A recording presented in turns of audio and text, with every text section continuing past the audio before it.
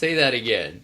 I text outlines for shows, Christy emails outlines for shows, and Steve writes them on napkins and takes pictures and sends them to us. And that is a perfect illustration of what generation each of us belongs to. That is so true. And we all just realized today that we are exactly 10 years apart. We're a decade apart from each other. So I'm a decade younger than Christy. Christy is a decade younger than Steve.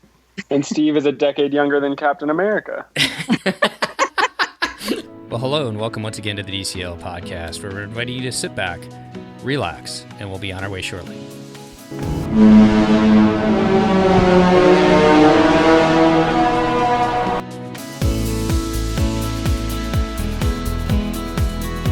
Well, welcome back to the DCL podcast, your podcast to help you and your family adventure a little smarter. And I'd like to welcome to the show our two co-hosts, Christy from Pack Your Pixies. That's how you did tonight, Christy. I am well. How are you, Steve? Not too bad. And I'm on my toes tonight. I went out for a run earlier. I got to stay in shape, and we talked to Chris and do one of his trip reports. Chris. Well, first of all, you changed the intro on us and switched it to adventure a little smarter instead of cruise a little smarter. So now I am not connected in my brain to anything that's happening. But yeah, that's me. I'm here. And these are my favorite shows because it's my chance to talk about me and my experiences. So like every young person everywhere, the youngest one of the podcast wants to talk about himself. No, like every Leo everywhere. You and I are both Leos, Christy. Yeah, we learned that today too. So I know you didn't have a cruise set up for this summer. You got ones tentatively planned for this fall. We'll see what happens there. But you guys decided, like a lot of other people, to venture out to the national parks. Why don't you tell everybody a little bit about where you went and why you did this trip? So, okay. We have two very personal reasons. Well, one not personal, one personal reason. And I'll share both. The first reason, the vacationing reason, is that our October cruises just didn't seem like they were going to be happening. Because of COVID, depending on when we release this, just so everybody knows, the most recent thing happening in COVID world is that the CDC has extended their no cruise ban until the end of September. So that's exactly 2 weeks away from the start of my scheduled cruises. And Christy's my travel agent, so she and I made the tough decision to cancel those cruises because of my second reason, which is that Seth and I are adopting a child. Yay! I know, it's so exciting. And we are doing it through public adoption, which in the state of California requires that you first foster a child. And so there's a lot of things to go through, and we would rather, during the time of COVID, have less money tied up in, 125% cruise credits and things like that, and more money that's expendable and usable for our new baby. So that being said, we looked at each other and we were like, well, we don't know how much longer we're going to be without kids. And we want to do something this summer that is commemorating the fact that we are single and ready to mingle, but also married without children. So what do they call it? DINK, dual income, no kids. While we are currently a dual income, no kid family, we wanted to go out and do something. And that is how this trip sort of came to be, because we were like, what can we do that won't require us to fly? And that would give us a chance to see something amazing we've never seen. And that led us down the logical path to the national parks. And there are several national parks we've never seen. And we had actually a lot to pick from that are all within about a 5 or 6 hour drive of Los Angeles. But we settled on the beautiful Yosemite. So let's talk about Yosemite, because I didn't know this ahead of time as far as the planning for before you guys even head up there. To visit Yosemite now, you need to have a reservation, correct? So how did that work? Yeah, so not every park in the national park system requires this. In fact, Yellowstone didn't, right, Steve? Right. Yeah, so not every park does, but Yosemite is the most famous national park in terms of how many people attend or go there each year. And it also, Yellowstone is 2 million acres or something gargantuan like that. And Yosemite is not that big. It's big, but it is not millions of acres. And so they cannot fit unlimited numbers of people safely during COVID and allow for physical distancing. And so they basically started a system that requires a reservation and keeps the park at, I want to say, 30% of its normal capacity. which sounds an awful lot like Disney's reopening plan.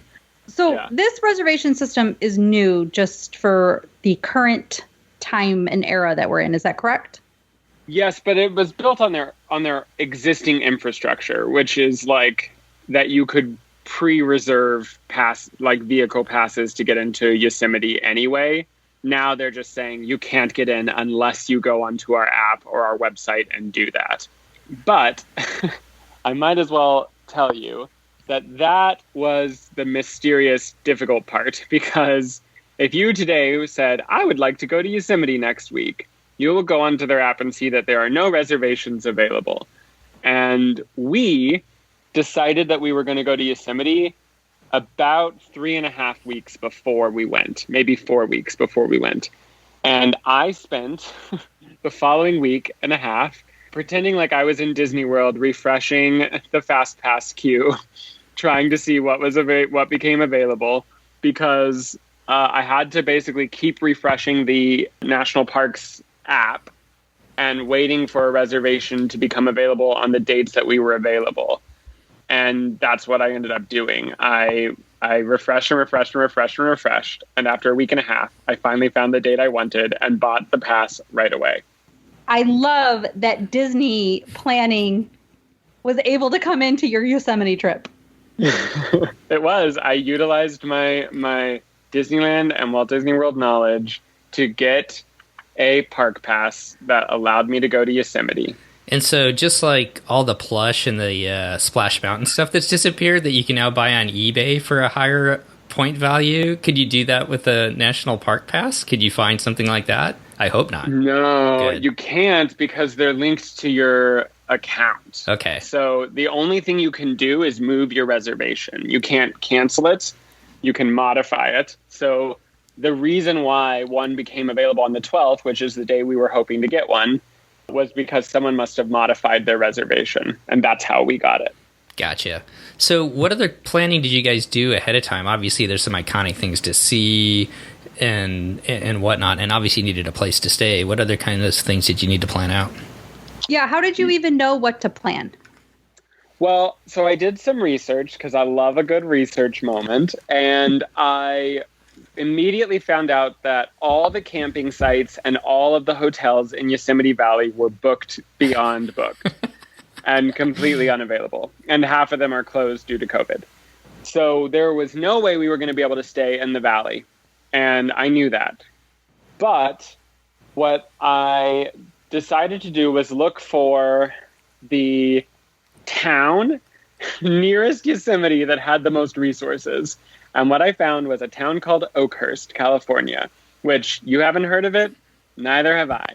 It is a little town, I think of maybe 10,000 people, maybe less, that is about 25 minutes from the southern entrance to the park.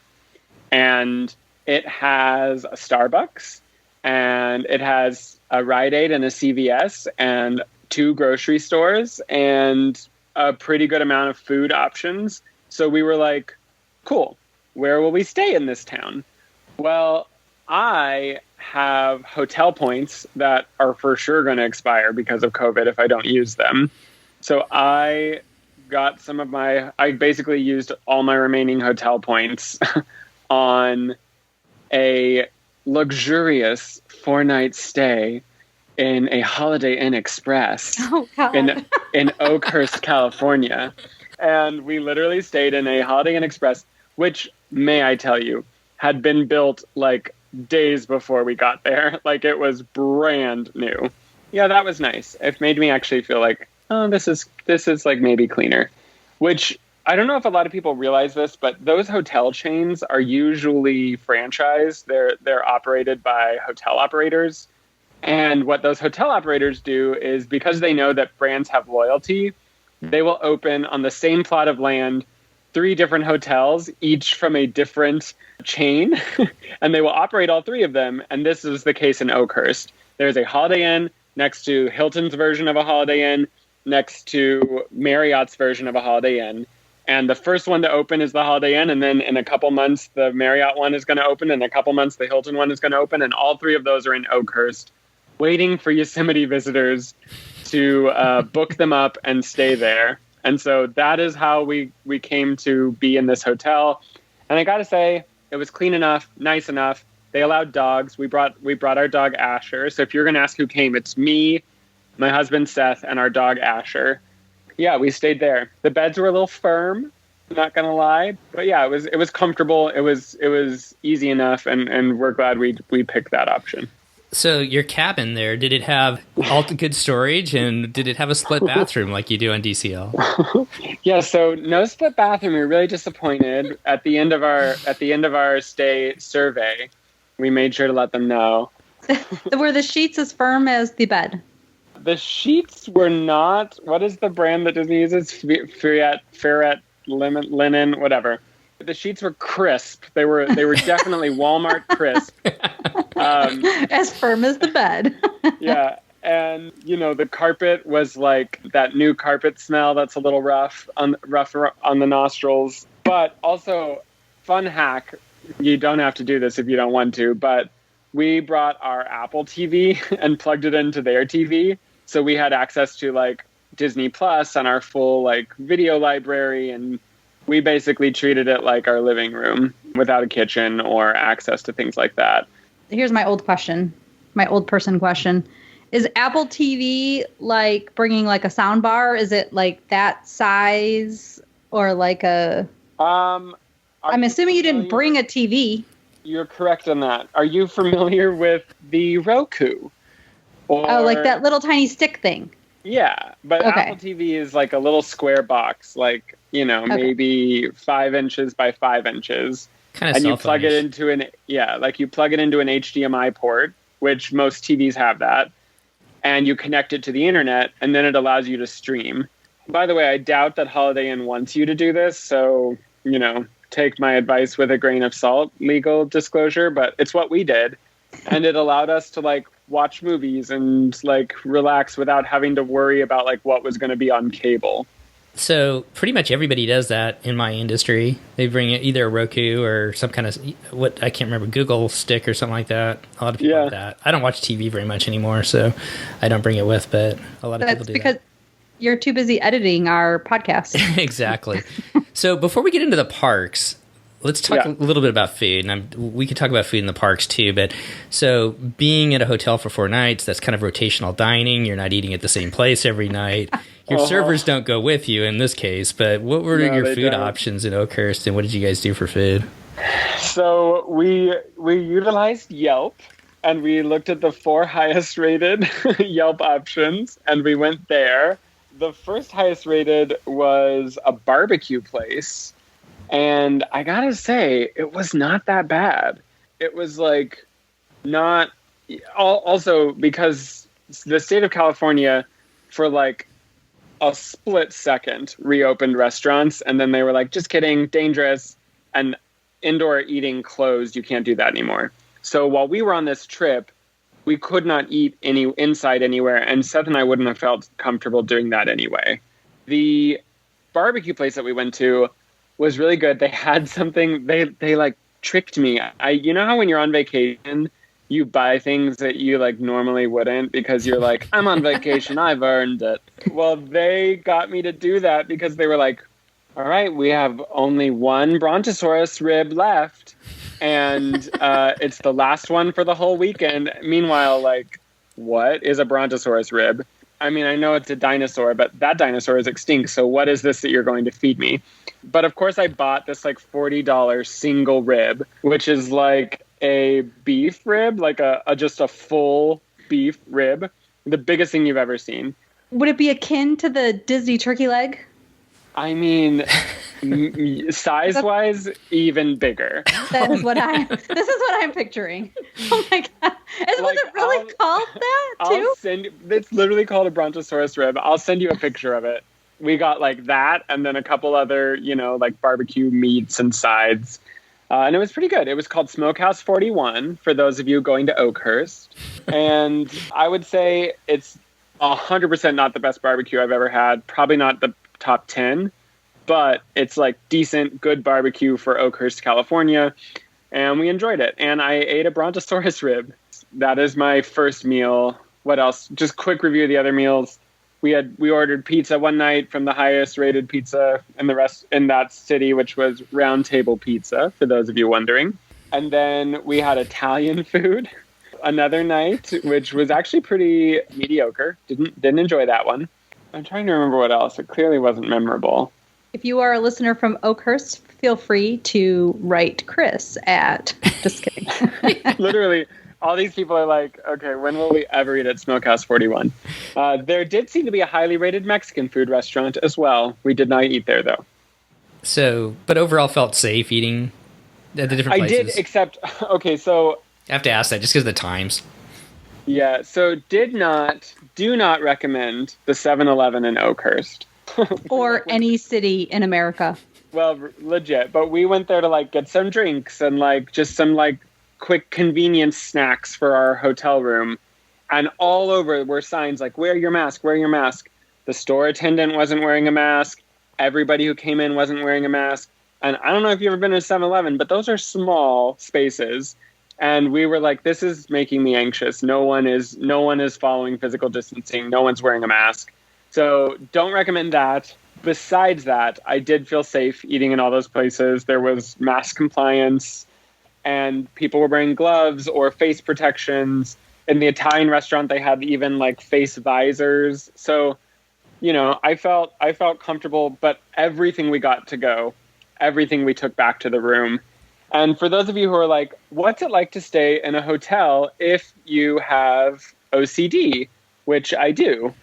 And the answer is, we spent the first 10 minutes after we walked through the door with Clorox wipes, and we wiped down every hard surface, even the ones that you would be like, you won't touch that. We still wiped it down. And everything that a person would touch, including like the shower floor, the fixtures, everything. And we put on our do not disturb door hanger, which the hotel also promised us that even if we didn't have the door hanger, no one would come into our room and clean it. So we basically knew that once we had cleaned it, the only thing getting in there was us and our dog. And so we would bring our meals into the room and we would eat like literally on the beds of this hotel room and watch things on Apple TV at night. So like that was our like luxurious rotational dining situation.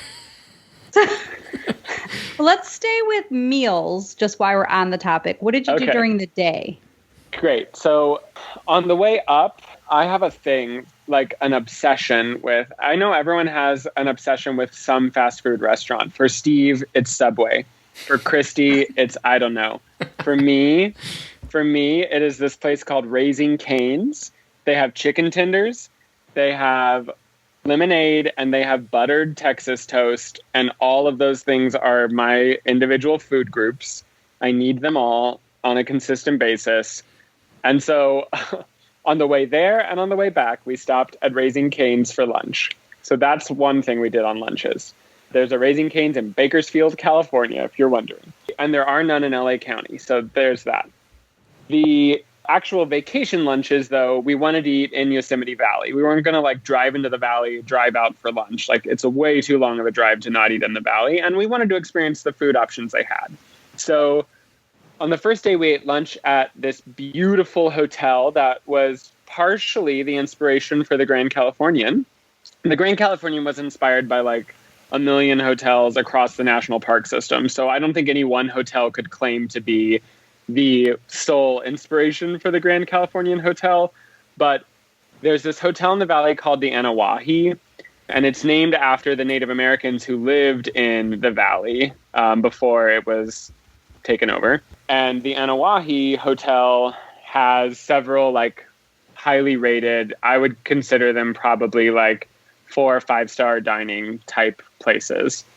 And during lunch, they do a like fancy charcuterie for 2 picnic situation. And that's what we did on the first day. And they give you a bag and it's full of like expensive, hard to pronounce cheeses and crackers and various cured meats and, you know, like the mustard that looks just like mustard seeds, that type of fancy. That was our lunch on the first day. And then our lunch on this, go. Do you pre-order that or did you make a reservation? Because even if they don't have in-person dining, there's still a limit. Was there any planning ahead that you had to do? No, we had researched ahead, and we discovered that basically the only option the Anawahi had for lunch was this, what they were labeling as grab-and-go options. And that included charcuterie for two. That also, they had an option that was like a burrata sandwich, a chicken salad sandwich. It was various types of sandwiches that the chef would make and then bring out to you about 5 minutes later. And that was the way that they did lunch. They do have a reservation system for dinners, and they were allowing at the time people to sit outside and have socially distant dinners. And then, of course, they ramp up their room service capabilities during this time because a lot of the hotel guests are probably eating room service. I just Googled some pictures and I'll put them in the show notes and make sure when this episode comes out. But man, it does look just like the Grand Californian. Mm-hmm. It really does. It's pretty amazing. Yeah. The funny thing is, on the inside, not so much. The inside is themed more after like Native American arts and crafts, though they do have a giant fireplace just like the Grand Californian. But on the outside, it looks a lot like what you would imagine a hotel that inspires the Grand Californian would look like. So we talked about all the fun that you had at the hotel and in Oakhurst. Did I say it right? No, my losing in my mind. Oakhurst, yeah. Oh, and real quick, on the second day for food, just so that we can get food out of the way, we ate at their grab and go. There's something called Yosemite Village, and it's basically like where you can go to their version of a grocery store or a couple of there's a Starbucks in there because, of course, there had to be a Starbucks in a national park. There's two different grab and go options, one that's like fancier and one that's like more like I don't know. It kind of reminded me of hospital food. We went to the one that was slightly fancier. I got like a truffled grilled cheese, which was pretty legit. And they also had like teriyaki salmon sandwiches and like a horseradish roast beef. It was like pretty good sandwiches. That's what we had on day 2 of our Yosemite lunches. I think they did a really good job at that. Yes, Yellowstone was the same way, where they had different parts, different places in the parks, usually around one of the lodges where they had, for people camping nearby, they had like a little grocery store if you wanted to grab something quick. They had kind of grab and go food, like you said, and there was also Wi-Fi available. So it was kind of set up really well. Like I said, I hadn't been to a national park in a long time. It was kind of amazing to see how they'd set it up. It was a lot like going to Disney, in all honesty. Yeah, and the grocery store had like legit food section. Like you could go there and get like meat to barbecue or like, chips and dip and like vegetables and fruit. Like it was like a tiny but still cool grocery store. There would be people camping somewhere, right? There? They do allow camping even during COVID. It's just like very different than their normal season. So there were people camping, but we obviously couldn't get one of those spots. And I don't know if you know me yet, but I'm not really a big camper. Same. I get that. But that's why they would have a grocery store, I guess. You might as well make some money off of. Oh, easily, yeah. And one thing that a lot of people don't think about, but in Los Angeles and California in general, it's a really big deal, is that because of light pollution, when we look up in the sky, we see like 10 to 12 stars at night. But from Yosemite Valley, if you look up, you see thousands of stars. And so it is a big deal because Seth and I didn't get to do that. We weren't allowed in the park after it got dark. So it is a big deal to get one of those coveted camping spots because it allows you access to a night sky that literally nobody has access to. They have real fancy RVs you can rent nowadays so that they can live up to your standards. Probably not your budget, maybe not our budget yet. But no, I think like, spoiler alert, this is not the last time we will go to Yosemite. Like it might be on my top 5 list of favorite places in the world right now. So let's turn to your port adventures there once you get out of the hotel. Steve. I am so into this Disney Cruise Line themed interview. I'm living right now. So you guys get out of the hotel. I'm picturing in my mind, think about, getting on Radiator Springs Racers, and, you take off, and they start playing the music, and all of a sudden you kind of go through that little, tunnel, and you turn the corner, and there's the music that goes, ba-ba, and you see the waterfall.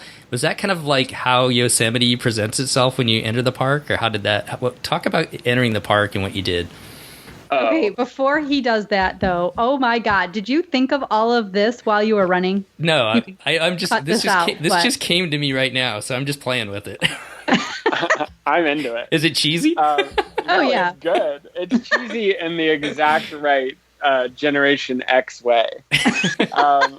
Okay, so I know that throughout the history of this podcast, I have done my best to solidify my reputation as a nerd. But I am about to go next level for you all because Seth and I we did not rent, we purchased the Ken Burns 12-hour National Park documentary series. And I cannot recommend it enough. It was one of the best resources we had in planning and thinking about this trip. It talks about literally from the day the National Park experiment was thought about all the way through to the 80s and how the national parks came to be. And it's amazing. I loved every minute of it. But if you don't know, Yosemite is the birthplace of all of this. I know that Yellowstone gets to claim that they are the first national park, but the only reason Yellowstone is the first national park, it really comes down to the railroads and where a railroad was able to build itself to, and the fact that they wanted to preserve Yellowstone before it was too late. But Yosemite is where the idea was born. And so we learned a lot going into it. And I can tell you that when they built these parks, they designed them scenically. They designed them to almost be cinematic, which is a word you hear about Disney, right? When they talk about Batuu and Black Spire Outpost and you come through the tunnel, they say the whole point is that you're looking out on a cinematic vista of this land, and they designed it to be breathtaking. Well, same thing with Yosemite, except the land was already there. So they carved this tunnel through a mountain, and before you go through that tunnel, you literally cannot see the valley. There's nothing but trees and hills. And you go through this tunnel, it's maybe a half-mile tunnel through the middle of a mountain. You can't see anything. And when you come out of the other end, it's the most breathtaking view you've ever seen, with El Capitan on your left, waterfalls, the tallest waterfalls in North America.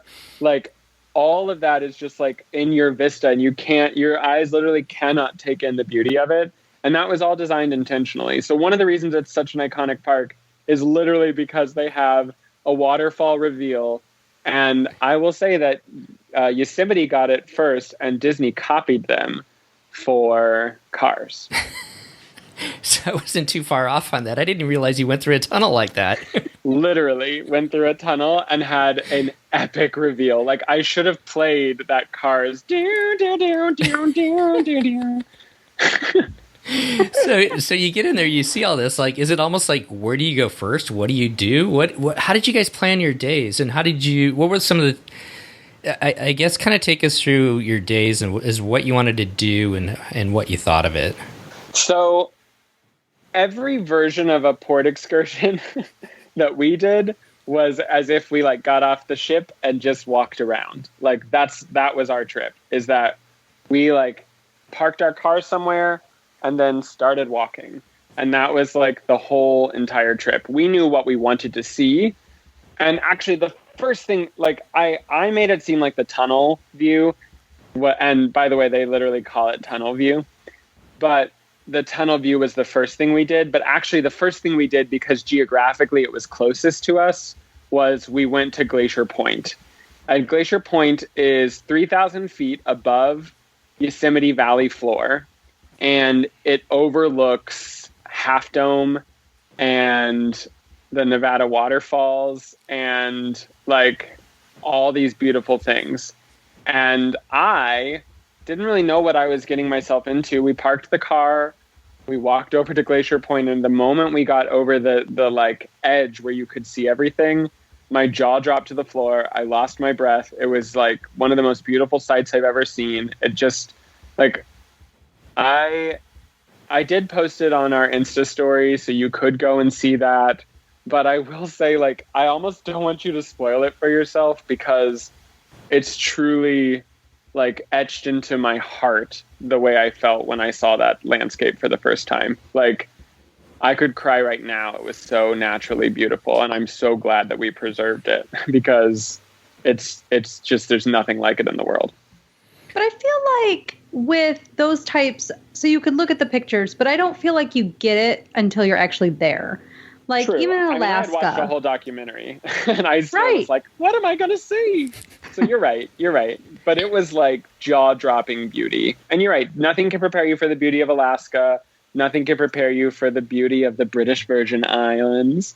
Tortola that nobody told you about. Nobody told me about Tortola. But I would say, like, for me, maybe it's because I've been trapped in my house for 3 months or 4 months or a year. I don't know how long it's been since the start of COVID. I can say that this was like maybe one of those moments that'll like go down in my like life as one of the most beautiful things. And that's called Glacier Point. Highly recommend that being your first stop if you enter the southern gate. Like, before you even go to Tunnel View, just drive up to Glacier Point because it's a good 40 minute drive to get to the top of Glacier Point. I think it's 17 miles up the mountain to get there. So it's not easy to get to, but once you're up there, beautiful, gorgeous, amazing. So just a couple quick questions. How were the crowds when you stopped at each one of these points? Was it really crowded getting out to see it, or did you kind of have the place to yourself at times? So during a normal summer, you will struggle to find parking at any of the places I'm describing to you. This summer, we were able to find prime, easy parking at every location, and indoors, complete mask compliance. Outdoors, Seth and I were wearing masks, but a lot of people weren't wearing masks, and so we had to do our best to stay 6 feet away from folks. But I would say that people, for the most part, did not ever get into our personal space bubble. I know on the Yellowstone, I mean, it's such a huge park. They give you, if you're going to be here for a day, if you're going to be here for 2 or 3 days on the website, they kind of give you highlights that you should see. Did they have that on Yosemite's? Did you look at their website at all? Yeah, I don't know if they break it down exactly that way, but we had talked to a ranger, and we were basically told, if you can do 3 things, here's the 3 things. If you can do 5 things, here's the 5 things. And we crammed the 5 things in. So I've already shared one of our things, which was Glacier Point. We did Glacier Point. Okay. The other thing that we did was the valley floor and the loop around the valley, part of the loop around the valley. So there's a hiking trail that goes all around Yosemite Valley floor. And we hiked a portion of that takes you to a place called Mirror Lake. Mirror like mirror on the wall, not mirror like John Muir. The reason they call it Mirror Lake is because when it is a lake and not a meadow, you can see the reflection of Half Dome in the lake, as well as the reflection, as well as looking up and seeing Half Dome itself. So that's why they call it Mirror Lake. And we hiked to that. It was fairly strenuous and hot, but it was great. There's a rule in the park that haunted us a little bit, which is paws on pavement only. So when you have a dog, you can only go places where the paws are on pavement, or you have to pick up your dog and put it in a bag. So Asher's 20 pounds, and we picked him up and put him in a bag whenever we wanted to hike because he's not allowed anywhere where there isn't paved road. So we had to like carry Asher sometimes, which I don't think he loved, though maybe he was like being pampered and was excited. I definitely don't think we loved it or our backs loved it, but it was the price we paid to bring our dog, and we wanted to bring Asher. So in the end, I'd say it's still worth it for us. But if you're thinking of bringing a dog, decide if you're willing to have that dog prevent you from going certain spaces, or if you're going to carry your dog everywhere like we did. So yeah, the valley floor, that is where you'll see Yosemite Falls, which is the tallest waterfall in the North American continent. It's a very, very, very tall waterfall. And you can take a trail right to the base of it. That's also where you'll find El Capitan and Half Dome and many other famous rock faces. If you're wondering if we watched Free Solo on Disney Plus that night, the answer is yes, because we wanted to have new appreciation for what it would be like to climb one of those rock faces. Then the third place that is a must-do that we did is called Mariposa Grove. And you might be already bored because it's just a grove of trees. And you might be thinking, what's so great about a grove of trees? Well, these trees are giant sequoias. They're the largest living thing on the planet. Yes, larger than a blue whale. And these trees are literally thousands of years old. We hiked to one tree called the Grizzly Giant that is estimated to be 2,800 years old. And this tree is like the one of its branches is 6 feet thick. Like this thing is the biggest thing I've ever seen. And it's literally been there. There are pictures of like Theodore Roosevelt and John Muir standing in front of this tree, and it looks the same as it did back then today. And these trees drink hundreds of gallons of water a day. And so they can only grow in very specific places. And this is going to bore everyone, but I have to tell you, when humans came to Yosemite Valley and started putting out fires, they actually hurt the giant sequoias, because it turns out that fires are one of the ways that the tree germinates and can grow more trees. And so we were putting out all the fires thinking that the fires would kill the tree, but giant sequoias have very thick bark and they protect themselves from fires. By putting out those fires, we actually harmed the future of these trees, and we didn't even realize that we were doing it until the 70s. In the 70s, scientists finally figured it out, and so for the past 40 years, they've been systematically burning the forest in Yosemite, trying to make up for the hundreds of years of putting out fires. So it's an interesting history, and these trees, there's nothing like them anywhere else in the world. There is, in fact, a national park named after this tree, Sequoia National Park, which is also in California. But being around those trees also felt to me like, I don't know, I felt like I was in the middle of the movie Avatar and watching these like trees that are connected to the earth, changing everything. So that's the third highlight. And all of that we did on day one. I remember the picture that you put on your Instagram story from, I think that's on there. Yeah, it was. So yeah. if people want to go back, I don't want to cut you off too much, Chris, but if people want to go back and watch that, Christy, they can do that still on Instagram, right? I'm an Instagram newbie. Yeah, I actually have made it a highlight. So somebody can go and look through. So Instagram stories are only available for 24 hours, but a person can save them in what's called a highlight. And if you ever look at Instagram and below somebody's profile picture, there's a bunch of little circles.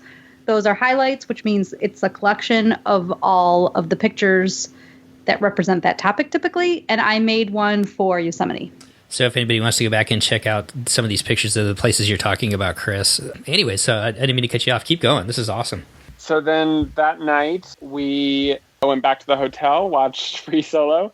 The next day was the day that we knew we were going to do the hard thing, which is the hard thing in Yosemite is going to a place called Tuolumne Meadows. And the reason why it's the hard thing is because I think it's like 8,000 or 9,000 feet in elevation. It's the highest alpine meadow in the park. And it's only accessible 4 months out of the year. So because of snow. And it was also John Muir's favorite place. So we wanted to go there. Also, because I'm a nerd, there's this thing there called the Soda Springs, which is where volcanic activity causes carbonated water, as in LaCroix, to bubble up from the surface of the earth and flow into a river.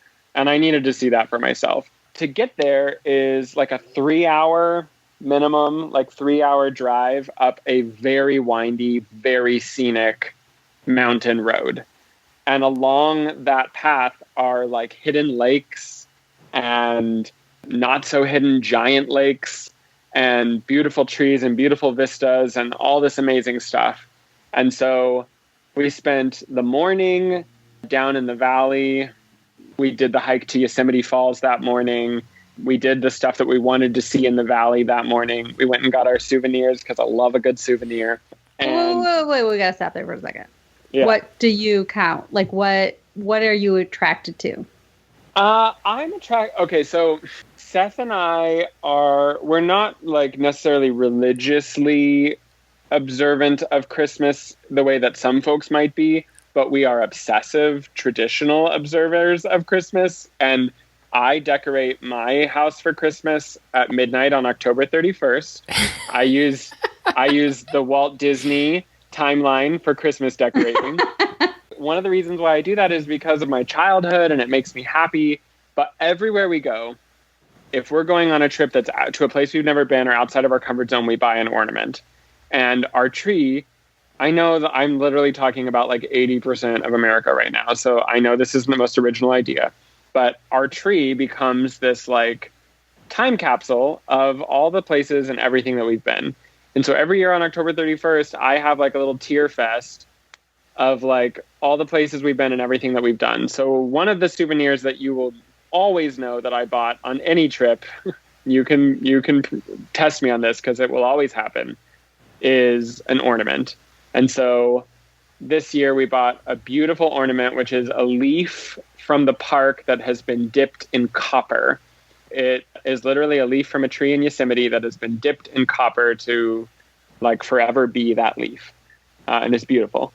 And then I bought hand-thrown clay mugs, one that says the Anawahi Hotel and another that says Yosemite Conservancy. And then we bought a coffee table book, pictures from Ansel Adams, because that's pretty. So yeah, that was my like souvenir bucket list. And we got those things. So back to that valley, once you get up there, is that something that you hike around? Do you drive around it? You talked about the Soda Springs. Okay. Oh, the meadow? Yes, I'm sorry, the meadow, excuse me. Yeah, so once you get up there, there's a campground, park ranger, some bathrooms, lots of very ominous signs about the rodents having the plague, the bubonic plague. So that's kind of an intense moment for you.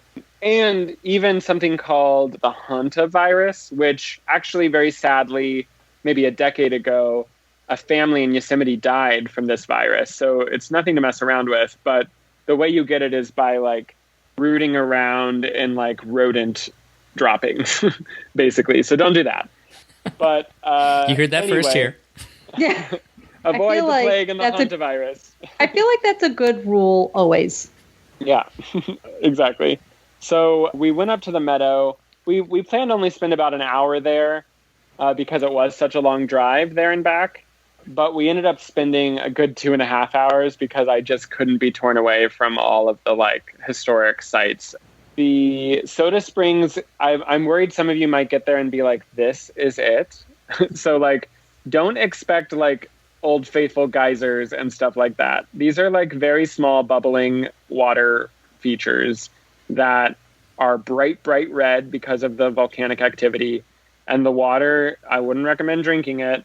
But the water is basically like carbonated the way like a mineral water would be, like a LaCroix. So yeah, that was up there. The actual meadow is just like randomly a flat, grassy area at the very top of a mountain, which is just not something you see every day. It's completely surrounded by mountain peaks and still snow on them in July. Lots of like hooved animals and things that kind of look like Timon from The Lion King, but they're not. But don't go near them. They might have the plague. People were like fly fishing, which I guess is a thing. It's just, I don't know, a picturesque Ansel Adams moment. And that is what Tuolumne Meadows is. So for some of you, you might be like, not my thing. I don't want to drive my kids that long. It's definitely a commitment. You definitely have to be in it for the scenicness because otherwise, I don't know if I would recommend it. It's a big commitment. But I will say for us, it was a must do. And the whole time we were doing it, we loved it. So if you're a couple of adults, highly recommend. So that's 4 things. You talked about 5. Wait, let me count them. Am I right? Mariposa Grove, Glacier Point, Tuolumne Meadows, the Valley Floor. Half Dome? Did you hike Half Dome? Mirror Lake, the Mirror hike Lake. out to Mirror Lake. Gotcha. Yeah. So that was the 5 things that we did when we were like, do we have time to do that? I don't really count going to the base of the falls because it's like a 1/4 mile paved path. But that was a thing, and it was cool. We're glad we did it. How about animals? Did you get to see, you talked about hooved animals and the bubonic plague animals up there. Was there anything else that you saw in there? Are there bears there? Yes, you just hit on my most favorite parts. So we saw a bear up by Glacier Point. So don't discount. And we were the only ones who saw it. It wasn't like there were 20 people on the side of the road looking at this bear. It was me, Seth, Asher, and a bear alone in a meadow near Glacier Point. Saw it while we were driving. Luckily, there was a turnout like 10 feet ahead. So I quickly slammed on the brakes, turned out. We got out of the car, and very safely, we were easily like 400 feet from this bear. So we could have gotten back to our car if it charged us. Very safely got to see an adolescent black bear. And it was just like eating berries and living its best bear life. And we were so... the ornament that I told you about, that leaf that's dipped in copper, the middle part of it is a bear, like a copper bear. So that was to commemorate that we met a wild bear, and it was amazing. There's a highlight. There's a highlight of that bear on DCL_podcast on Instagram. You can see the famed bear, and we weren't sure we'd see him because, contrary to popular belief, there are only about 300 to 500 bears in all of Yosemite, and they don't know how many because it's hard to count them. They're wild, and they don't like going near the people that much. So you don't say. you're not guaranteed to see one just because you go to Yosemite. And then we saw a bobcat, which I've never seen a bobcat before, and this bobcat resulted in the ranger screaming at us to pick up Asher because the bobcat might have eaten him. And this was in Yosemite Village. This bobcat was just like walking through the village. So you don't always have to go to the middle of nowhere to see the animals. But yeah, the bobcat was like there and then gone. So it turns out the deer, they don't trust people. But if you have a dog with you, they're like, this animal trusts you. I should come near you. Because the deer would ignore all people except for us. And they would come straight up to Asher and want to sniff him. And like they were literally like, is this a baby deer that you have with you? And should I be your best friend now? So we had multiple deer literally walk out of the middle of the meadow and walk, like beeline it straight to Asher because they wanted to see who was with us. So that was cool. I met 3 deer that way, and they were great. Are you friends with them on Instagram now? Yeah, and Twitter. Everyone knows that's a joke because I don't use my Twitter. I'm trying to think of, was there other cool animals? There are fish, in the rivers and streams. And then literally like things that look like the meerkat from Africa, but weren't. And then Yosemite has like squirrels like you've never seen. And I mean like literally like I think they're squirrels, but they're not like a squirrel you've seen in your hometown. So yeah, there's lots of things like that. We saw lots of cool animals. It felt like I literally felt like Snow White. I felt like I was calling them to me with my siren song. And it was just like a joyous moment for me to be a Disney princess in a national park. So as we kind of wrap it up a little bit, Chris, amazing vacation. I love the way I loved your videos. So anybody who hasn't seen that, please go over to Instagram and check it out. But just a couple questions here. What would you say would be a good time to visit Yosemite? Obviously it's open year round. Do you have any thoughts on that? So Tuolumne Meadows is not available 7 to 8 months out of the year, depending on snow. So if you go in spring or fall, even you're not guaranteed to be able to see it.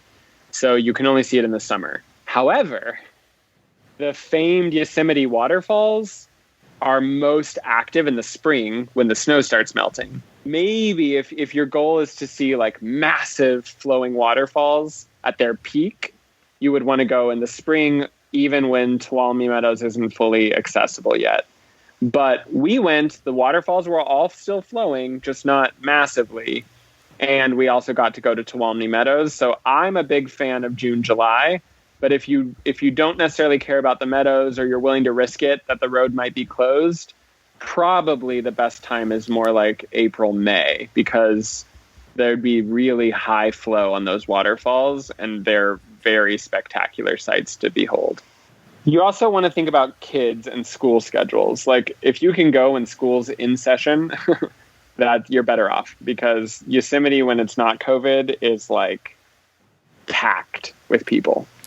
I know you weren't really looking into doing this, but the guy I'm flying with this month, his dad has been trying to get a permit to hike Half Dome for like 10 years, and he finally got it. And his friend that was going to go with him can't go with, and so now the guy I'm flying with is this guy's son, and he's been training to go and do the Half Dome hike. Did you look into what besides just getting into the park itself?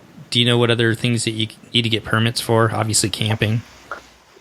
Yeah, you have to get permits for camping. You have to get permits for hiking anything where you could die.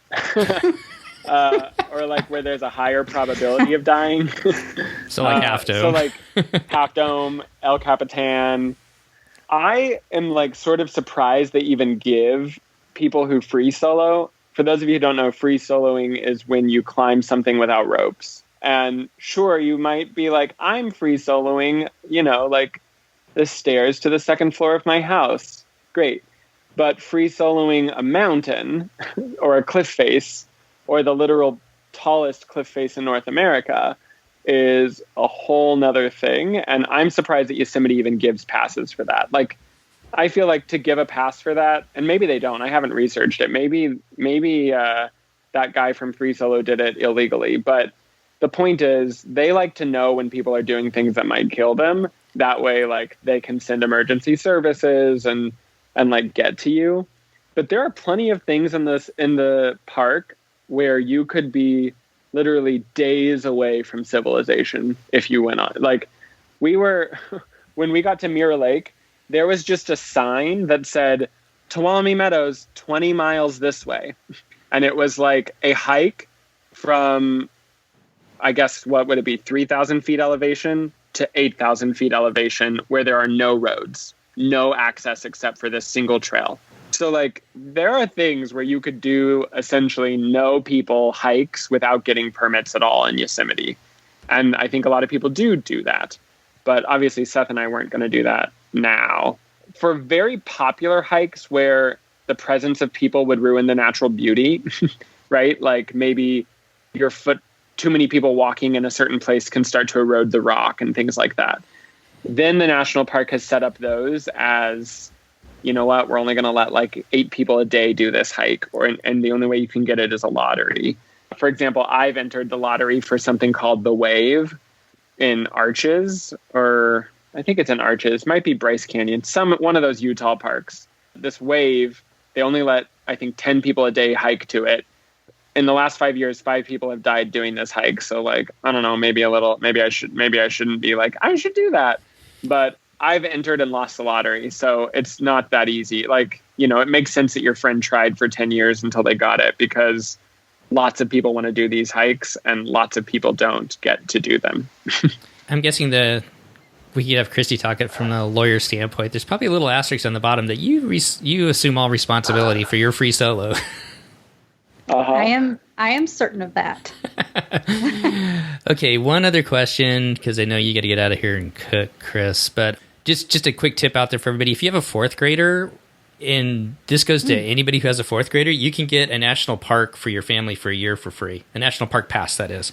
A family national park pass, which is pretty cool. Some families that we know that's how they got their park passes here. And when our oldest was in 4th grade, they actually gave it to him at class. It was kind of cool. So any other tips, Chris, for people visiting Yosemite the first time?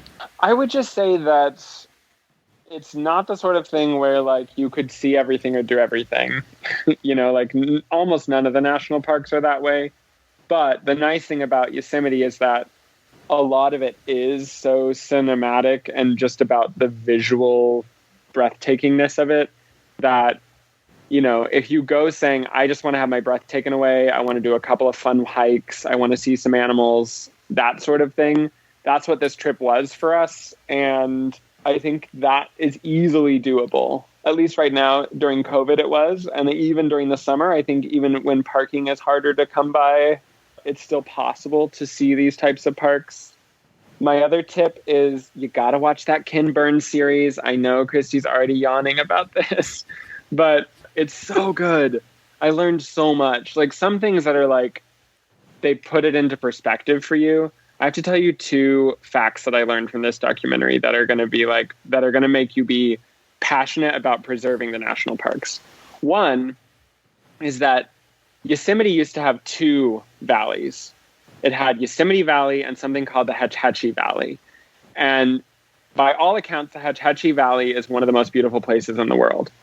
And after the city of San Francisco kept petitioning to turn it into a dam, we're talking like Frozen 2 here.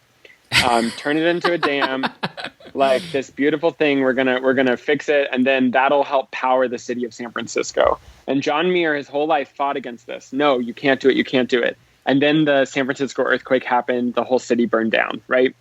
If you look at pictures from the San Francisco fires, it's unrecognizable as a city. It like the whole 80% of that city burned down. Because of that devastation, they used that to say, well, if there was a dam in Hetch Hetchy, we would have had enough water to put out the fire, which is patently false. But anyway, Congress was like, yeah, you're right. And they dammed Hetch Hetchy. And if you go there today, the whole valley, this valley that was as beautiful as Yosemite Valley, is underwater. And that was after it was a national park. So the idea that these national parks are untouchable and that the things in them can't be utilized by us is not true. And in fact, John Muir, on his deathbed, he was fighting to prevent Hetch Hetchy from being dammed. And that was literally what he died doing. And then they dammed it. So that's something that I think when it comes to preserving these beautiful things, we should want to do that. And then something that just makes me sad, but and we won't end on this note because I don't want to make people sad, but the name Yosemite. So we thought that the people who came through the valley to sort of push out the Native Americans were yelling at them Yosemite. And so they thought, oh, that must be the name of the Native Americans who lived here. To honor those people, we will name the valley Yosemite. Well, it turns out those Native Americans were called the Anawahi. Or actually, no, they called Yosemite Anawahi, which means big mouth, which makes sense because it's a big valley. So they called it Anawahi. And the word Yosemite that they were yelling at them was murderer.